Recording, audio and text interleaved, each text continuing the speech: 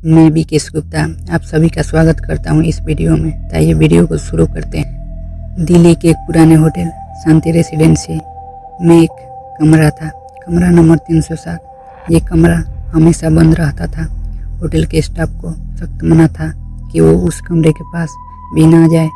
क्योंकि वहाँ कहा जाता था जो भी उस कमरे में एक रात गुजारता है वो कभी पहले जैसा नहीं रहता। शुरुआत आरब एक ट्रैवल ब्लॉगर था। उसे अजीब और डरावनी जगहों पर जाना पसंद था। एक दिन उसे इस होटल और खासकर कमरे 307 के बारे में पता चला। उसने तुरंत होटल बुक कर लिया। होटल में चेतावनी। जैसे ही वो होटल पहुंचा, रिसेप्शन पर बैठे बूढ़े मैनेजर ने उससे घूरते हुए पूछा, तुम कमरा 307 में रहना चाहते हो? आरब मुस्कुराया, हाँ, मैंने सुना है वो खास है। मैनेजर का चेहरा गंभीर हो गया। बेटा, वहाँ मत जाओ, लोग पागल हो जाते हैं। लेकिन आरब नहीं माना। आखिरकार उसे चाबी दे दी गई। कमरे में प्रवेश जैसे ही उसने दरवाज़ा खोला, एक ठंडी हवा उसके शरीर से टकराई। कमरा बिल्कुल सफा था, लेकिन अजीब सा लग रहा था, जैसे कोई उसे देख रहा हो। पहली रात के 12 बजे आरब अपने लैपटॉप पर काम कर रहा था। अचानक बाथरूम से पानी गिरने की आवाज़ आने लगी। वो उठा और अंदर गया, लेकिन वहाँ सब सूखा था।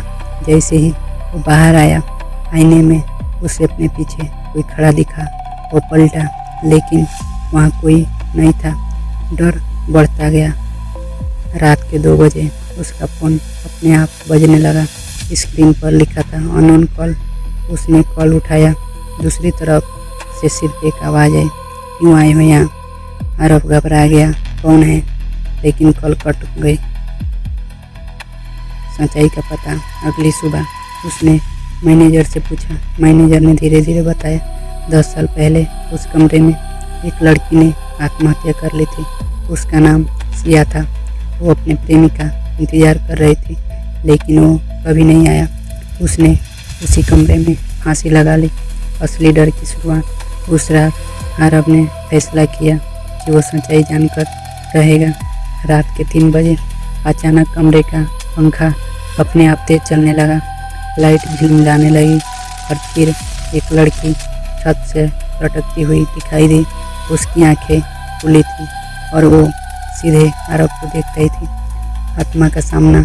आरब डर से कांप रहा था। लड़की धीरे धीरे नीचे उतरी और उसके सामने खड़ी हो गई। उसकी आवाज़ भारी और टूटी हुई थी, तुम भी मुझे छोड़कर जाओगे? आरब रोते हुए बोला, नहीं, मैं तुम्हारी मदद करूँगा। मुक्ति का प्रयास। आरब ने होटल के रिकॉर्ड खंगाले। उसे पता चला कि सिया का प्रेमी जिंदा है और उसी शहर में रहता है। अगले दिन वो उस आदमी को ढूंढकर होटल लाया। अंतिम रात जैसे ही वो आदमी कमरे में आया, कमरा हिलने लगा। हवा तेज हो गई। सिया की आत्मा फिर प्रकट हुई। वो चिल्लाई, तुम आई क्यों नहीं? आदमी रोने लगा, मुझे माफ़ कर दो, मैं डर गया था। मुक्ति या कुछ और? कुछ देर बाद कमरे में शांति हो गई। सिया की आत्मा गायब हो गई। सबको लगा अब सब खत्म हो गया, लेकिन असली अंत। कुछ दिनों बाद होटल फिर खुल गया। कमरा 307 भी अब आम कमरों जैसा हो गया, लेकिन एक नया नियम बना।